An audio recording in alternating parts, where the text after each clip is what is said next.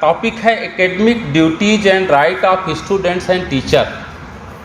एक बहुत बड़ी रिस्पॉन्सिबिलिटी है इसको समझने और समझाने के लिए भी। मुझे लगता है 1 घंटा जिसमें से आधा घंटा निकल गया है, एक दिन पूरा इस पे सेशन होना चाहिए, तब जाके थोड़ा बहुत कुछ निकल के आएगा।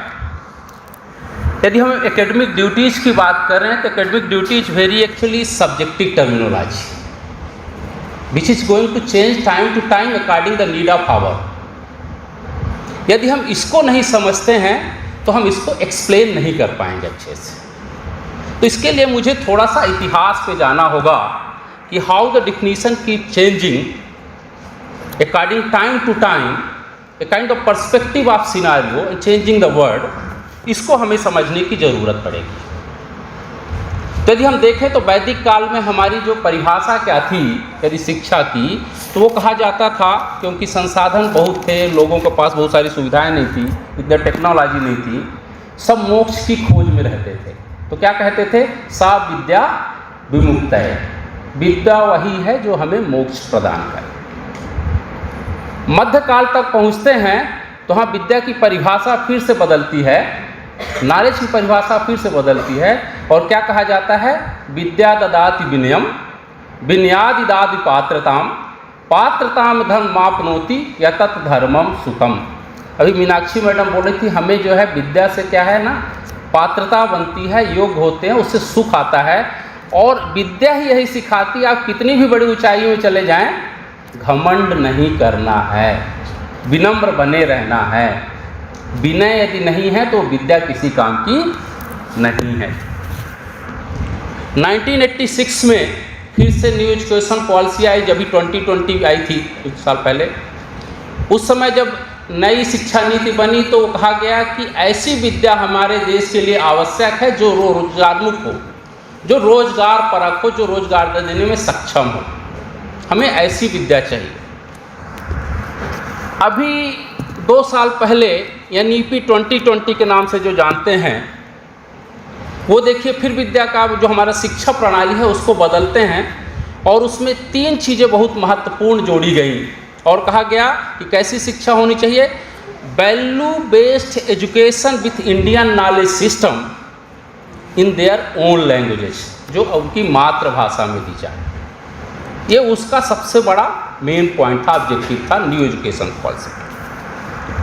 एक तरह से कहें तो जो हम पुराना कहते थे कि नित्य नूतन चिर पुरातन, वो NEP 2020 का सूत्रवाद था।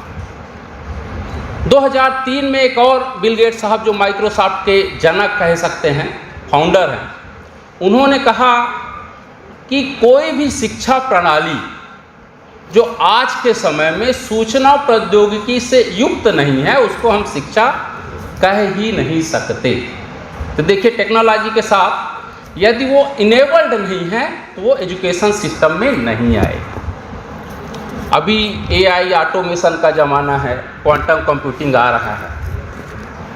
तो सुंदर पिचई साहब ने फिर से कहा अभी अपने एक इंटरव्यू में, जिसको मैंने पढ़ा, ब्लूमबर्ग में सुना, कहते हैं any education system which is not enabled with the AI automation and quantum computing you cannot count as education in today world। मतलब ये जिससे इनेबल्ड नहीं है वो एजुकेशन सिस्टम है ही नहीं, वो किसी काम की शिक्षा नहीं है।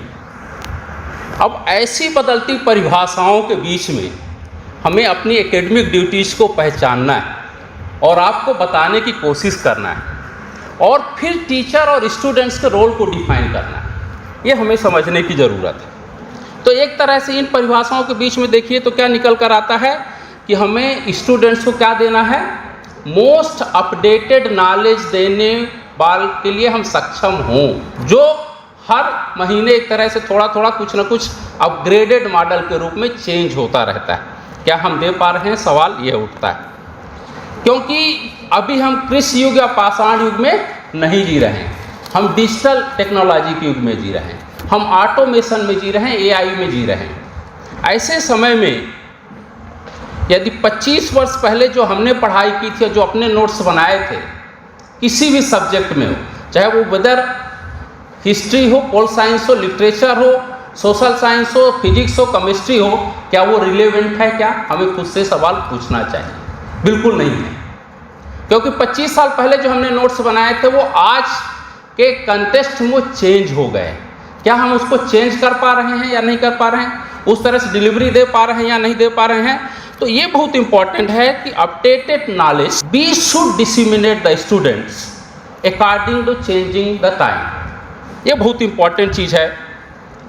10 साल पहले मैं मिडिल ईस्ट के एक यूनिवर्सिटी में पढ़ा रहा था और वहाँ पे हमारा जो एकेडमिक ऑडिट करने की रिस्पॉन्सिबिलिटी थी वो पर्डू यूनिवर्सिटी है एक यूएसए में, अमेरिका में एक यूनिवर्सिटी पर्डू यूनिवर्सिटी, वो हमारा एकेडमिक ऑडिट करते थे। वो हमारे क्लास में चुपचाप आके बैठ जाते थे, हम कैसे पढ़ा रहे हैं, क्या पढ़ा रहे हैं, क्या सोर्स है, क्या इंफॉर्मेशन है, और बच्चों का फीडबैक होता था, उसके अकॉर्डिंग आपका कॉन्ट्रैक्ट रिन्यू होता था।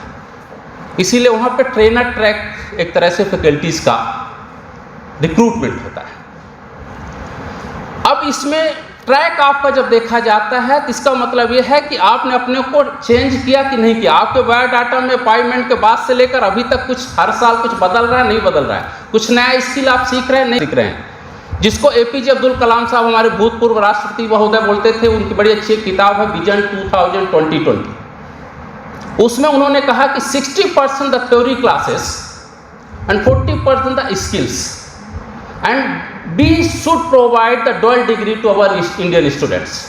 एक तरफ उसके पास जब वो निकले ग्रेजुएशन करके तो एक डिग्री भी होनी चाहिए और दूसरी तरफ डिप्लोमा भी होनी चाहिए जिसमें वो क्या है एकेडमिक नॉलेज भी ले ले, और दूसरी तरफ उसके पास एक स्किल भी होना चाहिए जिसको जाने पढ़ने के बाद ऐसा ना हो कि सड़क पर घूमता रहे। जो आज हो रहा है कि 250 की पोस्ट निकलती है उत्तर प्रदेश में प्यून की, और एप्लीकेशन देने वाले 23 लाख होते हैं और जिसमें से 6 से 7 लाख BBA MBA होते हैं। 1600 लोग जो हैं PhD होते हैं। BA MA के लोगों की तो संख्या कितनी होगी आप मान सकते हैं। Basic eligibility criteria is 10th pass. It means what kind of the education we are providing our students absolutely is not relevant. और इतने भी वो हमारे छात्र सक्षम नहीं है कि अपने लिए 20,000 की नौकरी ढूंढ पाएँ। इसका मतलब हम इस एक तरह से स्किल बेस्ड एजुकेशन नहीं दे रहा है। मैं पर्डू यूनिवर्सिटी के साथ जब एसोसिएट हुआ तो मुझे समझ में आया कि यहाँ पे 3 तरह के टीचर होते हैं। 3 तरह के टीचर होते हैं वहाँ पे। पहला होता है इंस्ट्रक्टर, जो बेसिक लेवल का, जिसको हम कोच कह सकते हैं, जो इंस्ट्रक्ट करता है, जो डिसिप्लिन सिखाता है कि आपको कैसे उठना है, कैसे बैठना है, क्या वैल्यू सिस्टम होना चाहिए, कैसे बात करना चाहिए, क्या मैनर होना चाहिए।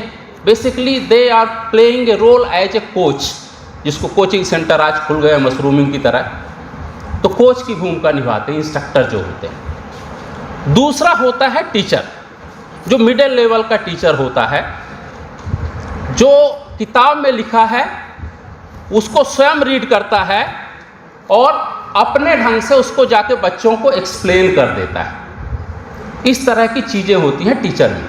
जो सो कॉल्ड हम कहें कि असिस्टेंट प्रोफेसर या टीचर स्कूल में पढ़ाते हैं, ये सेकेंड कैटेगरी के हमारी रिस्पॉन्सिबिलिटी टीचर्स की होती है। जो लिखा है उसको पढ़ो और अपने ढंग से एक्सप्लेन कर दो। But the beyond that there is third category of the teacher, that is called mentor, जिसको हम लोग बोलते थे गुरु, जिसको हम आज लोग नहीं पा रहे हैं। या हम कहें कि जो प्रोफेसर है, प्रोफेसर का मतलब है क्या, कन्विंस कर ले जो अपने नॉलेज से, अपने तर्कों से जो किसी भी चीज़ को एकदम से सिद्ध करने में सक्षम हो, है प्रोफेसर, वो है गुरु। उसको हमें समझने की ज़रूरत है। और जब आप डिफिनीशन में जाएंगे इसके यहाँ तो आप पाएंगे कि एक प्रोफेसर, एक मेंटोर में 6 सेंस का होना बहुत ज़रूरी है। 6 सेंसेस वो क्या है, जिसको हम 6 आइज भी बोलते हैं इंग्लिश में, वो बहुत इंपॉर्टेंट है। वो क्या है, सबसे पहले information. We should have to achieve information, जो इंफॉर्म करने के लिए सक्षम हो। दूसरा है create the interest, interest create करने में सक्षम। First I is information, second I is interest. Third है इन्वेस्टिगेशन। इन्वेस्टिगेशन कैसे, एलन मस्क का आप लोगों ने नाम सुना होगा, AI ऑटोमेशन के जनरेशन के आप लोग हैं। वो क्या करता है, एक पुराने मॉडल को लेता है, चाहे वो स्पेस एक्सो, चाहे वो टेस्ला, वो क्या करता है, डिस्ट्रक्ट करता है किसी चीज़ को। जो बनी बनाई चीज़ है उसको सस्ते में खरीदता है, उसको तोड़ता है एक प्रोसेस की तरह, एक सिस्टम वाइज, और फिर वो क्या करता है, उस प्रोसेस को समझते समझते बहुत सारी चीज़ लर्न करता है, और फिर उसको वो कंस्ट्रक्ट करता है, डिस्ट्रक्ट एंड देन कंस्ट्रक्ट। और उसमें एक नई नई चीज़ें कहीं इनोवेटिव तरीके से एक मॉडल अपग्रेड कर देता है, जो मोबाइल का अपडेटेड मॉडल एक तरह से कह सकते हैं, बदलता रहता है। वो उसकी टेक्नोलॉजी। क्या हम इस चीज़ को समझ रहे हैं? फिर चौथा है फिर से इंस्ट्रक्ट। यदि हम डिस्ट्रक्ट और कंस्ट्रक्ट को समझ लिए, देन आता है चौथा चरण इंस्ट्रक्ट। इसको हमें अपने बच्चों को इंस्ट्रक्शन देना है, बताना है कि यह प्रोसेस कैसे चलता है। क्या हम बताने में सक्षम हैं? क्वेश्चन छोड़ के जा रहे हैं आपके लिए। फिर है, यदि हम ये 4 चरण जानते हैं, then a teacher should inspire their student. क्या अपने बच्चों को या छात्रों को इंस्पायर करने के लिए वो ताकत है? रोल मॉडल बन सकते हैं क्या आप? ये गुरुकुल परंपरा जो विश्व गुरु कहते हैं कि अंगूठा काट कर दे दो जो तुमने चोरी चोरी मेरा ज्ञान सीखा है, तो वो वहाँ से बैठकर गुरु इतना इंस्पायर्ड किया कि एक जो है छात्र, उनका रेगुलर स्टूडेंट नहीं था, वो भी कहीं ना कहीं एकलव्य जैसा एक तरह से विद्यार्थी बन गया। इस तरह से इंस्पिरेशन वो सीख पाए।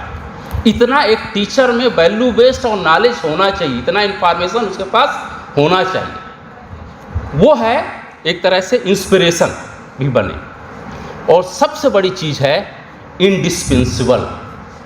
इंडिस्पेंसिबल कोई भी टीचर, कोई भी प्रोफेसर तब तक नहीं बन सकता स्टूडेंट के लिए।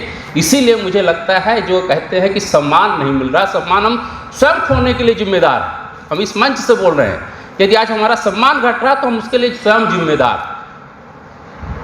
अब पूरे प्रोसेस को समझिए। हम बाहर जब जाते हैं तो हमारे 24 अपना CV भेजिए, और यूएस की यूनिवर्सिटी में 24 से 48 घंटे के बीच यदि आपको इन्फ्लुएंस करता है तो आपको रिप्लाई आ जाएगा। यहाँ हम 20 साल तक दावे के साथ कहता हूँ लगातार अप्लाई करें, हमारे कोई भी रिक्रूटमेंट नहीं होगा। और मैं 5 यूनिवर्सिटी में वहाँ अप्लाई करूँ, मुझे पक्का 100% अपने आप में दावा है कि 2 जगह से मुझे रिस्पांस मिल जाएगा, क्योंकि मैंने ये किया हुआ। क्योंकि जब आप इंडिस्पेंसिबल बन जाएंगे, क्वालिटी होगी आपके पास, तो वो लोग झक मार कर आपको बुलाएंगे। और वो झक मार के क्यों बुलाएंगे आपको? इसलिए बुलाएंगे कि नॉलेज तो सबके पास है, इंफॉर्मेशन भी सबके पास है। क्या नहीं है? वो है एक्सपीरियंस। जो बच्चों में कमी होती, किताबों में तो सब कुछ लिखा है, टेलीविज़न चैनल में सब कुछ आता है, सोशल मीडिया में सब कुछ अवेलेबल है, लेकिन आप कहीं फंस जाए तो क्या होता है? अटक जाएंगे तो 2 साल तक आप उसको सलूशन नहीं मिलेगा। लेकिन एक 20 साल का जो एक्सपीरियंस लेकर प्रोफेसर आपको पढ़ा रहा है, वो क्या बोलते हो, क्या लगे हुए, यहाँ का फार्मूला यहाँ रख दो, x + y = y बराबर जो भी आप करना है यहाँ रख दो, देखो सलूशन आ जाएगा, और आप उसी के लिए घूम रहे हैं। तो नॉलेज और इन्फॉर्मेशन के बाद साथ वो जो एक्सपीरियंस अटेन करता है, जो अचीव करता है, एक्वायर्ड करता है, एक तरह से उसको कहीं ना कहीं वो एक्सप्लेन करता है, जब जाके वो प्रोफेसर बनता है। ये बहुत महत्वपूर्ण है। तो 6 सेंसेस, जिसको हम 6 आइज बोलते हैं, एक एकेडमिक्स के लिए एक टीचर में होना बहुत ज़रूरी है। प्रॉब्लम कहाँ पे आ रही है कि जो बच्चे हैं वो शिक्षक से ज़्यादा अपडेटेड है, चाहे वो AI के मामले में हो, चाहे सोशल मीडिया के यूज़र के मामले में हो, चाहे ऑटोमेशन के मामले में हो। बच्चों को बोलिए बेटा ये बना के दे दो, वो तुरंत बना के दे देगा। टीचर 25 साल पहले का है, क्योंकि वो XY जनरेशन का है, और हम क्या है, बच्चे के हैं ZG जनरेशन के, जो हाथ में मोबाइल लेके पैदा होते हैं। 6 साल का बच्चा आपको पढ़ा सकता है कि बेटा पापा ये YouTube का वीडियो कैसे बनाया जा सकता है, ये टेक्नोलॉजी कैसे काम करती है। अब ये इस गैप को जब तक हम नहीं पाटेंगे, तब तक हम एक तरह से अच्छे टीचर नहीं हो पाएंगे। तो महत्वपूर्ण क्या है कि एक तरह से संपूर्ण विकल्पों से परिपूर्ण शिक्षा प्रणाली और सलेबाई को जब तक हम नहीं क्रिएट करेंगे, तब तक कोई भी इंस्टीट्यूशन एक बड़ा इंस्टीट्यूशन नहीं बन पाएगा। अब मौका है योग दिवस का, इस पे एक तरह से नेशनल सेमिनार हो रहा है। योग का मतलब क्या होता है? योग का मतलब है जोड़ना। स्टूडेंट और टीचर के बीच में कहीं ना कहीं एक तरह से योग होना चाहिए, जुड़ाव होना चाहिए, कनेक्शन होना चाहिए, जहाँ फिजिकली एंड मेंटली सभी इंद्रियां काम करें, शारीरिक और मानसिक रूप से इंद्रियां काम करेंगी। काम कैसे करेंगी? जब टीचर बहुत ज़्यादा अपडेटेड हो, लेटेस्ट नॉलेज उसके पास हो, बच्चों से अधिक जानता हो, ये सब चीज़ें उसको पता होनी चाहिए। अभी मैं 1 महीने पहले कुछ चीज़ें समझ रहा था, चैट जीपीटी आ गया है, एआई आ गया है, ऑटोमेशन आ गया है, तो आज तक का एआई एंकर कैसे काम करती, क्या है इसके पीछे का फार्मूला। तो मैंने इसको समझने की कोशिश किया कि कितनी भी बड़ी मशीन बन जाए, हम 90s के पहले सुनते थे मनी मेक्स मनी, पैसे से पैसा बनता। एलपीजी जब आया, लिबरलाइजेशन, प्राइवेटाइजेशन एंड ग्लोबलाइजेशन, उसके बाद क्या कहा गया? माइंड्स मेक मनी, दिमाग से पैसा बनता है। अभी जो आ रहा है 2020 के बाद, वो कह रहा है मशीन मेक्स मनी, मशीन से पैसा कमा सकते। अमेजन क्या है, एयरबीएनबी क्या है, व्हाट्सअप क्या है, यूट्यूब क्या है? एक मशीन बना दिया, ना इनका अपना गाड़ी है, ना घर है, ना कुछ है, ना दुकान है, लेकिन एक ऐप बना दिया, उससे वो पैसे कमा रहे हैं। लेकिन जब मैं एआई को समझने की कोशिश की, अभी उसके बीच के लिए मैं कंटेंट बनाया, कुछ वीडियो भी मैंने बनाई इसके लिए। और दुनिया का जो सबसे बड़ा भी थिंकर है Richard Johnson, Pulitzer prize winner है, वो बोलता है machine can stamp out man any time. Machine की ताकत आज इतनी बड़ी हो गई है कि मनुष्य की ताकत को कभी भी अपदस्थ कर सकता है, क्योंकि उसके पास डाटा है। आप आज जो बोल रहे हैं भूल जाएंगे, आप आज जो खरीद रहे हैं भूल जाएंगे, आपने क्या सीवी भेजा भूल जाएंगे, लेकिन मशीन के पास वो डाटा है, वो आपको कभी भी एक्सपोज कर सकता है।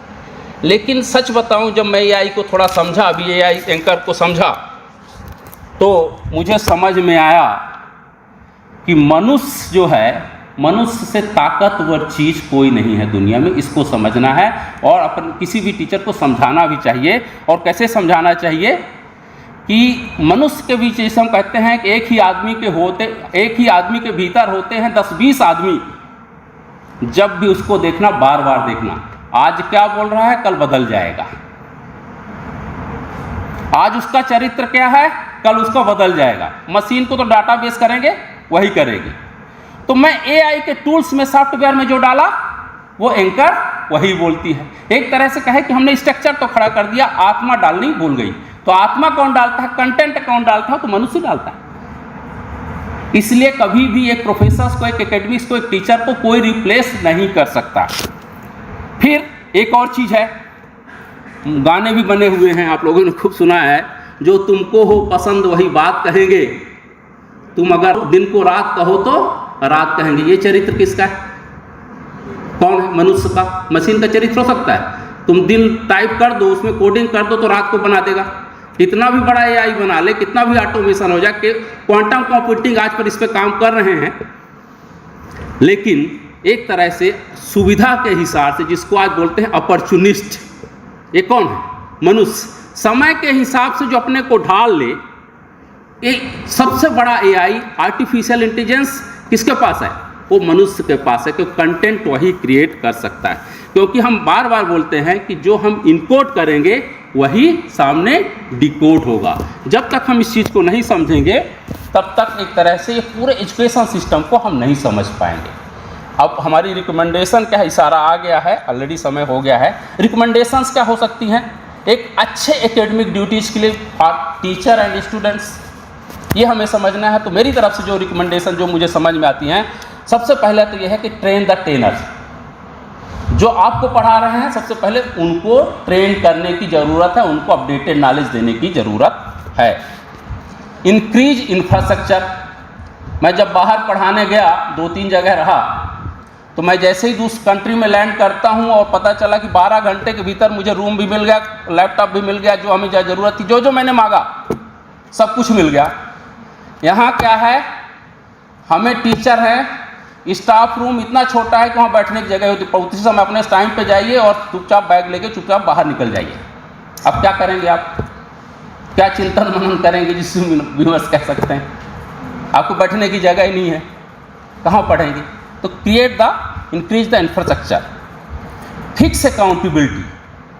अभी सलोनी मैम बोल रही थी कि डूटा का जो एक तरह से freedom of the teacher, freedom बहुत ज़रूरी है, लेकिन any freedom which is बाउंड्रीलेस without limitations, मुझे लगता है वो भी कई बार अति सर्वत्र वर्जयेत। यदि हम अच्छा जो विश्व गुरु बनने का सपना देख रहे हैं तो कहीं ना कहीं अकाउंटेबिलिटी फिक्स नहीं होगी, तब तक हम रिस्पॉन्सिबिलिटी नहीं ओन कर पाएंगे। फिर है चौथा, मोस्ट अपडेटेड नॉलेज, ये देने की ज़रूरत है। Make the syllabus according the situation. अब मैं इसका बड़ा उदाहरण बताऊंगा। मुझे मिडल ईस्ट में ओमान का सलेबस बनाने गया क्योंकि वहाँ एडवर्टाइजिंग नहीं पढ़ाई जाती थी, क्योंकि लिबरल नहीं है, कंजर्वेटिव कंट्री थोड़ा सा। तो उनको लगा कि नहीं, मार्केट इतना बूम कर रहा है, हमें थोड़ा सा अपनी इकोनॉमी बढ़ाना है, तो एडवर्टाइजिंग और मार्केटिंग पढ़ाया जाना चाहिए।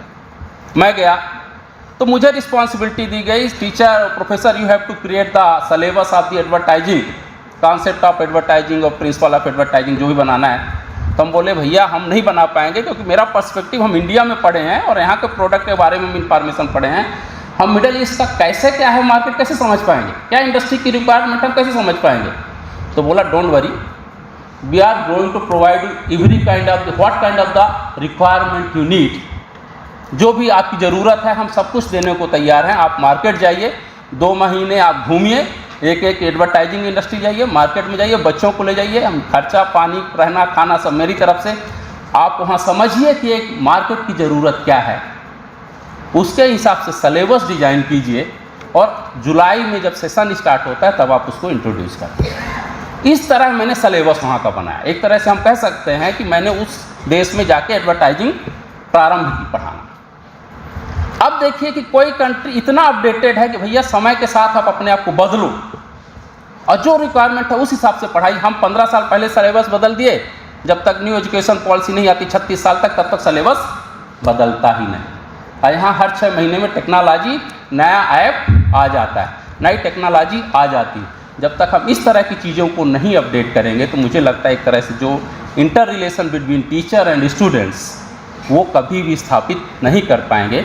मुझे लगता है ये कर लिए तो जो शिक्षा का मुख्य उद्देश्य ऑब्जेक्टिव ऑफ द एजुकेशन जो है उसको हम साकार कर पाएंगे। बहुत बहुत धन्यवाद आप सबको।